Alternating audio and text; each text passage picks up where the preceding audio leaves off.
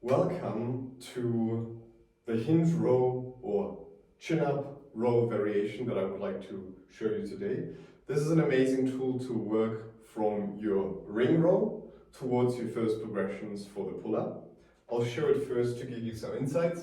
So you need two simple rings. You can have your knees bent or extended in the beginning. We're going to row up and then we're sitting the hip back into this vertical pulling position, pushing the hip forward, coming back down.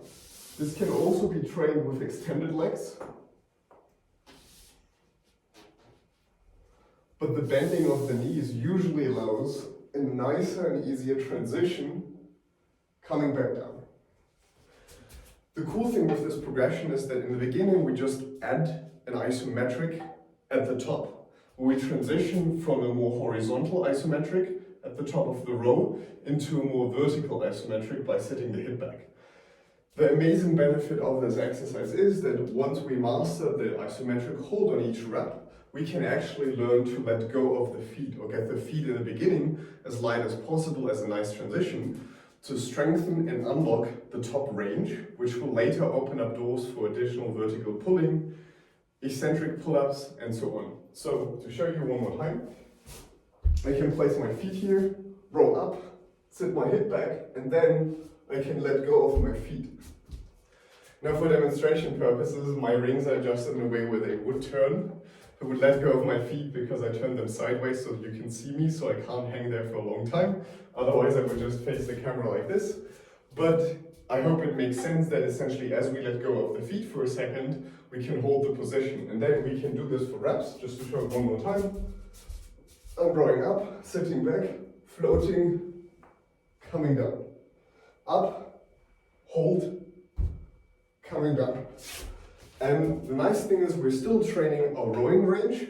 For the overhead range, we have our arching hangs, we have our pullover strength training, so we can disregard this range a lot. But here we're really getting strong in this range for nice transfer for the pull down in the end range. So in a certain way, we're training the second half, so not the first half of the pull, but the second half of the pull, very nicely for learning chin-ups, but also eventually pull-ups. Although this progression works specifically nice with chin-ups due to the more narrow grip used and the nice transition. If you grab a lot wider, it's a bit harder to make the transition happen, but it's still possible. Just a little disclaimer. Try this out, it's a great tool and it's one of our milestones towards learning eccentric pull-ups, which brings us essentially all the way from doing the easiest and nicest rowing progression like this towards the second hardest rowing progression with the bent knees towards this hinging, then floating, rowing.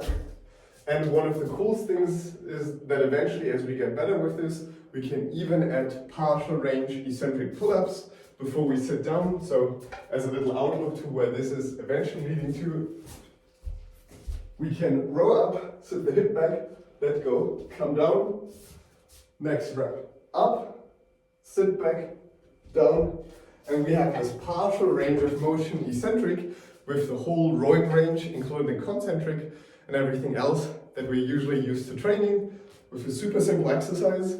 I break this down into more progressions in the coaching, so I essentially showed you 4 or 5 different separate exercise progressions in one video. But it's a great overview and I hope you enjoyed this one.